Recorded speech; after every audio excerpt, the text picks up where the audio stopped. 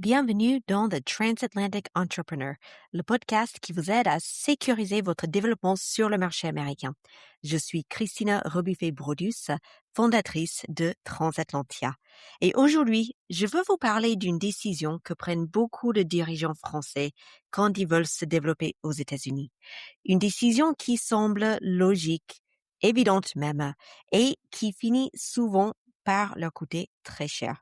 Je parle du recrutement d'un sales ou d'un bizdev américain. Sur le papier, ça a du sens.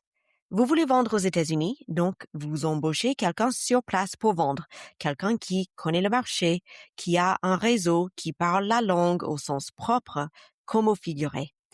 Le problème, c'est que pour beaucoup d'entreprises françaises, cette décision arrive bien trop tôt et le prix à payer peut devenir très, très cher. Quand on parle de recruter un commercial senior aux États-Unis, il faut d'abord regarder les chiffres en face. Un VP Sales, avec de l'expérience dans une grande ville américaine, c'est un salaire de base autour de 120 000 à 150 000 dollars par an, parfois bien plus. Ajoutez les charges, l'assurance santé qui, aux États-Unis, représente un coût significatif pour l'employeur, souvent entre 15 000 et 25 000 dollars par an par personne, et en plus les avantages, les frais de déplacement, et vous arrivez facilement à 180 000, 200 000 dollars la première année. Et si vous passez par un cabinet de recrutement, ajoutez encore 20 à 25% du salaire annuel en frais. Alors, 200 000 dollars, voire plus pour une PME française qui teste un nouveau marché, c'est un engagement considérable. C'est souvent l'équivalent de plusieurs années de budget export. Et là, je n'ai pas encore parlé du temps. Un commercial, même excellent, a besoin de temps pour monter en puissance. Il doit comprendre votre produit en profondeur, comprendre votre positionnement, ce qui vous différencie de la concurrence locale. Il doit apprendre à parler de vous d'une façon qui résonne avec un acheteur américain. Il doit identifier les bons interlocuteurs, construire son pipeline, essuyer les premiers refus, il y en a toujours, et ajuster son approche. Dans le meilleur des cas, comptez 6 mois avant qu'il commence à générer des résultats. C'est plutôt 9 mois souvent et parfois 1 an. 6 à 9 mois où vous payez un salaire américain sans voir de retour. 6 à 9 mois où votre trésorerie finance un pari.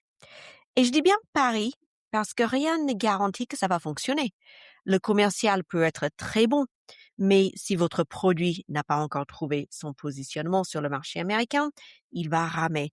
Et ça, c'est une erreur que je vois souvent. Je parle parfois à des entreprises qui ont déjà embauché des bizdev aux États-Unis, qui sont en place parfois depuis 6-9 mois, pas encore des résultats. Et quand je pose les questions, oui, est-ce que vous avez fait une étude de marché pour identifier le bon marché? Non, mais on sait que notre marché est là-bas parce que le commercial, il est bas, il a son réseau. Ou bien, est-ce que vous avez testé votre offre pour voir comment l'ajuster pour le marché américain? Oui, enfin, on a fait quelques ajustements et puis de toute façon, c'est à peu près les mêmes problèmes là-bas qu'ici. Donc, déjà, il y a cette étape où il faut vraiment se poser les questions. Est-ce que vous avez pris le temps? Oui, c'est un investissement, mais c'est un investissement où vous aurez sûrement un retour parce que ça vous permet justement d'envoyer un produit et des commerciaux sur le terrain avec une offre où vous savez qu'il a sa place sur le marché américain. Voilà. Donc, si vous n'avez pas déjà les outils marketing adaptés, un site web qui parle aux Américains, je dis anglais américain, pas avec l'orthographe britannique, par exemple, ce que je vois parfois. Si vous avez des études de cas locales, si vous avez la possibilité d'en avoir, ou des études de cas pour vos clients européens, mais adaptées et retravaillées pour le marché américain. Des témoignages clients. Si vous manquez de tout ça, donc votre commercial, il va ramer. Si personne en Europe n'est disponible pour le soutenir quand il a besoin d'une réponse technique à 15 heures, heure de New York, c'est-à-dire 21 heures, heure à Paris, il va ramer aussi. Et un VP Sales seul, sans structure autour de lui, c'est un peu comme un pilote dans un avion sans kérosène. Ça veut dire qu'il peut avoir le meilleur avion, la meilleure technologie, le meilleur produit du monde, mais sans le carburant qu'il faut, l'avion ne décollera pas. Et quand je discute avec des dirigeants qui envisagent ce type de recrutement, parce que ça semble facile, on va vendre à des Américains, on va embaucher Américains, ça ira plus vite, je leur pose souvent une question simple. Qu'est-ce que vous cherchez vraiment? Et la réponse, dans 90% des cas, c'est des ventes, du chiffre d'affaires, des clients américains. Oui, ok. Mais qu'est-ce qu'un employé à temps plein est la seule, est-ce qu'un employé à temps plein est la seule façon d'y arriver? Est-ce que c'est même la meilleure façon d'y arriver à ce stade de votre développement? Parce que si on y réfléchit, ce dont vous avez besoin au départ, ce n'est pas forcément quelqu'un sur votre payroll, c'est vous avez besoin de quelqu'un qui décroche le téléphone, qui prend des rendez-vous, qui fait avancer des deals. Vous avez besoin d'actions commerciales sur le terrain américain, même si c'est à distance. Et la question c'est, est-ce que cette action commerciale nécessite un salarié à $200 par an? Ou est-ce qu'il existe d'autres façons de l'obtenir, avec moins de risques et plus de flexibilité?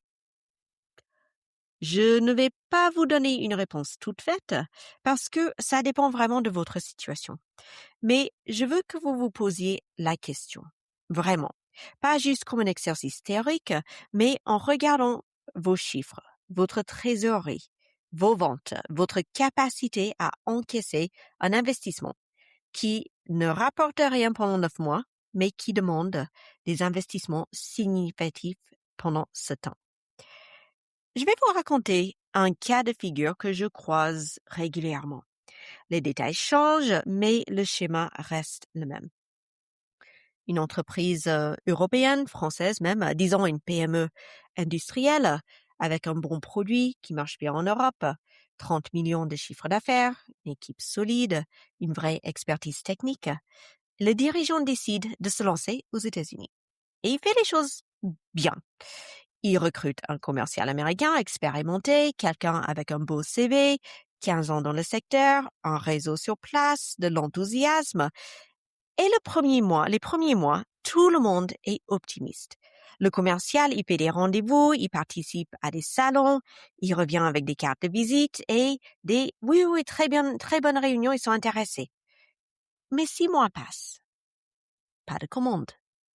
Le commercial explique que le cycle de vente est long, qu'il faut être patient, que les Américains prennent leur temps avant de s'engager avec un nouveau fournisseur, surtout s'il est étranger, qu'ils connaissent pas.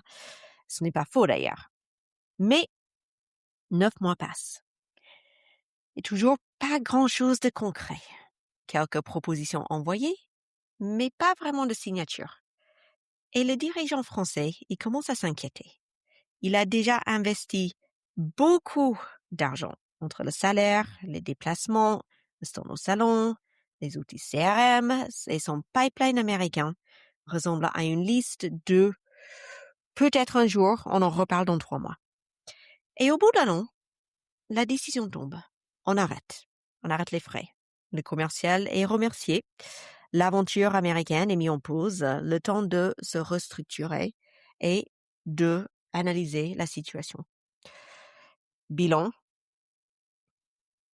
Beaucoup trop d'argent dépensé, 0 client signé. Et surtout, 1 an de perdu et une perte dans l'espoir de développer ce marché qui était pourtant si prometteur. Et le plus frustrant dans cette histoire, c'est que le produit avait peut-être sa place sur le marché américain. Mais on ne le saura jamais parce que l'approche n'était pas la bonne. Trop d'argent gaspillé trop vite dans une structure trop rigide sans avoir pris le temps en amont pour faire le travail nécessaire pour valider et adapter le produit et le process de vente au marché américain. Donc, si je vous raconte tout ça, ce n'est pas pour vous décourager de vous développer aux États-Unis. Au contraire, le marché américain est immense. Il y a des vraies opportunités pour les entreprises françaises qui s'y prennent bien. Mon point, c'est qu'il existe une différence entre vouloir des ventes américaines et vouloir un employé américain. Recruter C'est une façon d'obtenir des ventes, mais ce n'est pas la seule et ce n'est pas toujours la plus adaptée, surtout au début. La vraie question à se poser avant de recruter, c'est est-ce que j'ai validé qu'il y a un marché pour mon produit aux États-Unis? Est-ce que j'ai des signes concrets, pas juste des c'est intéressant après un salon, envoyez-moi de la documentation, pas envoyez-moi une brochure, etc. Mais vraiment des vrais signaux concrets d'achat potentiel. Et si la réponse est non, alors le recrutement peut attendre. Votre priorité à ce stade, c'est probablement de continuer à tester, de valider, d'obtenir les premiers résultats avec une approche plus légère qui ne vous engage pas sur 200 000 $ par an dès le départ. Et une fois que vous avez cette validation, une fois que vous savez que le marché répond, là, vous pouvez envisager de structurer, de recruter, d'investir lourd. Mais pas avant. Et si vous êtes en train de réfléchir à votre développement américain et que la question du recrutement vous travaille, je vous comprends. C'est une décision difficile avec beaucoup d'enjeux. C'est chez Transatlantia, on accompagne des dirigeants européens exactement sur ces questions. Comment avancer sur le marché américain sans prendre des risques disproportionnés? Comment obtenir des résultats commerciaux avant de s'engager sur des coûts fixes? Et si vous voulez en discuter, je vous invite à vous rendre sur transatlantia.com et de prendre rendez-vous. Le message de cet épisode tient en une phrase. Avant de recruter aux États-Unis, assurez-vous que vous avez besoin d'un employé et pas simplement de vente. Dans le prochain épisode, on va parler de notre problème que je vois constamment, l'invisibilité. Pourquoi vos mails de prospection restent sans réponse? Pourquoi personne ne vous rappelle après les salons? Et ce que ça révèle sur la façon dont fonctionne réellement le marché américain. C'était The Transatlantic Entrepreneur et je vous dis à très vite.